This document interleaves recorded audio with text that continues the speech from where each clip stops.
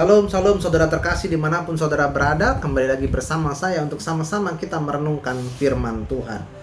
Saudaraku terkasih, tema pada kali ini adalah manfaat dalam pencobaan. Nah, dalam renungan singkat kali ini akan saya ambil di dalam 1 Korintus pasalnya yang ke-10 ayatnya yang ke-13.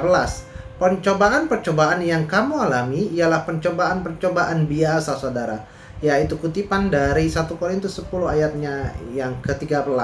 Nah, kata pencobaan telah berarti sesuatu yang buruk bagi kita. Ya, kita cenderung menggunakannya sebagai sesuatu kata-kata yang tidak baik begitu ya, yang menakutkan karena kita mendapatkan pencobaan. Ya, pencobaan itu sendiri bukanlah dosa, saudara. Ya, bukan dosa.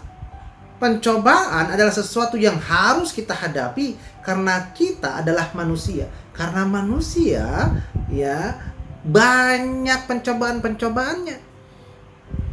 Ya, selama kita masih hidup, pasti ada masalah, ada pencobaan-pencobaan yang harus kita lewati, saudara ya. Jadi, jangan pernah saudara berpikir untuk tidak ada masalah sama sekali di dalam hidup saudara. Karena kalau saudara berpikir demikian, berarti saudara tidak lagi dalam keadaan hidup, karena hanya orang hidup yang punya masalah. Ya, kalau orang mati, ya jelas tidak lagi punya masalah. Ya, saudara ya. Nah, tidak dicobai berarti bahwa kita sudah sedemikian memalukan sehingga kita terlalu hina untuk dihiraukan. Namun banyak di antara kita yang mengalami beratnya pencobaan yang tidak seharusnya kita alami.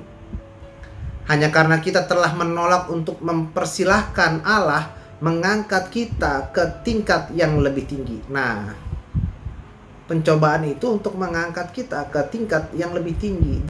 Ya, ibarat sekolah, saudara sedang ujian. Kalau saudara lulus ujian, ya saudara naik kelas. Ya, kalau nggak lulus ujian ya saudara di kelasnya itu aja, nggak bakal naik kelas, ya. Nah, jadi saya mau menyatakan bahwasannya Tuhan menyelidiki batin manusia, ya, menyelidiki batin manusia. Di sini pencobaan itu sesuai dengan sifat sesungguhnya dari orang yang dicobainya dan menyingkapkan kemungkinan dari sifatnya. Setiap orang sebenarnya menentukan tingkat pencobaannya sendiri loh.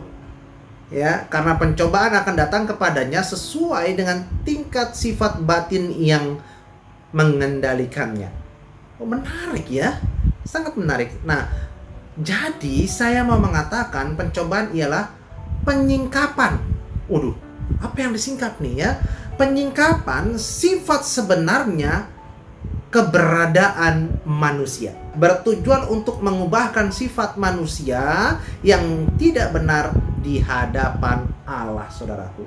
Ya, penyingkapan ini melalui pertolongan Roh Kudus, tentunya ya.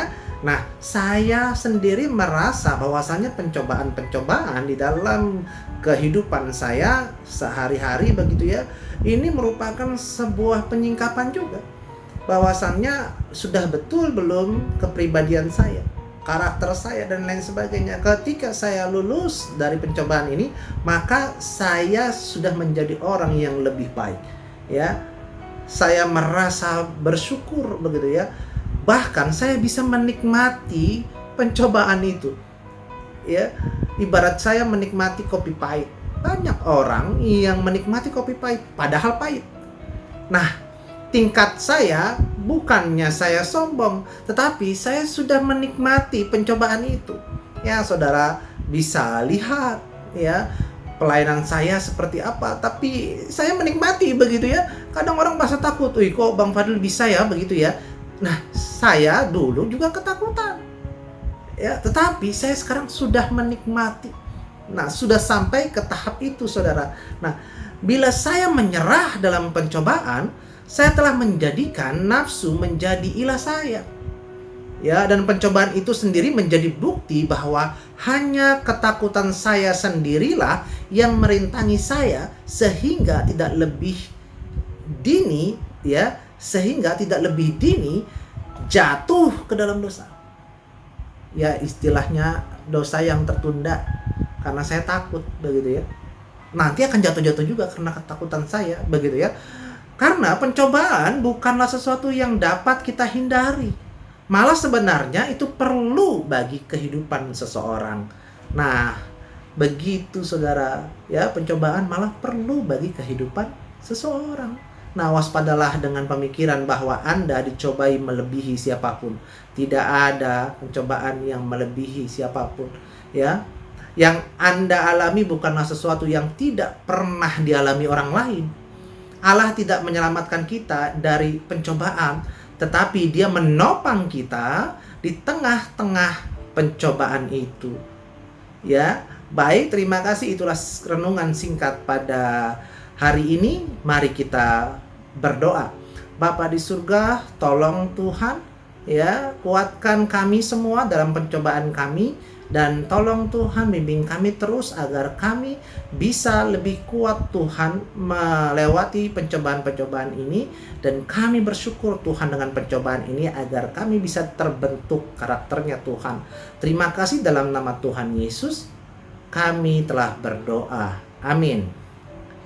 Bila Bapak Ibu merasa diberkati dengan firman Tuhan ini, silahkan Bapak Ibu sebarkan, bagikan video ini kepada keluarga dan kerabat Bapak Ibu semua. Terima kasih. Tuhan Yesus memberkati.